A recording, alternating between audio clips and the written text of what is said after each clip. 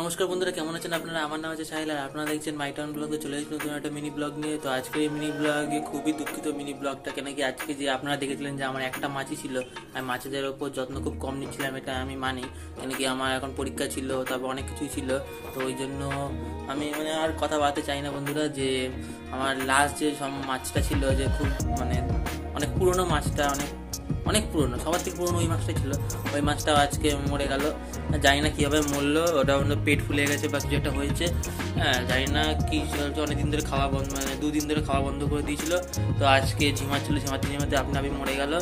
তো বুঝলাম না, চলো বন্ধুরা গিয়ে দেখি আপাতত কী অবস্থা। তো বন্ধুরা, যেমনটা তোমরা দেখতে পাচ্ছ, এই যে মাছটা মরে গেছে। তো আজকে কিছুক্ষণ আগেই মরলো মাছটা। তো ওইখানে দেখতে পাচ্ছ পিছনে, পেটের ওখানে কি হয়ে কিরকম লাল লাল হয়ে গেছে বুঝতে পারলাম না। তা বন্ধুরা, আজ যাই হোক, মাছটার সঙ্গে অনেক স্মৃতি জড়িয়ে আছে। তো এই মাছটা এখন ভাবছিলাম যে টেনে ফেলে দেবো, তা ভাবলাম যে না, টেনে ফেলবো না, একে ভালো করে একটা জায়গায় রেখে দিই, এখানেই থাকবে।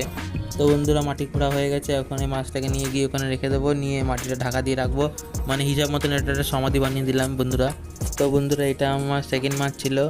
এর আগে একটা মলি পুষেছিলাম আমি, ওটা তো মরে গেছে। তো তখন আমি ভিডিও বানাতাম না। তো এটা আমার ছিল সেকেন্ড মাছ। তো এটা এতদিন আমার সঙ্গে আমার কাছে বেঁচে ছিল।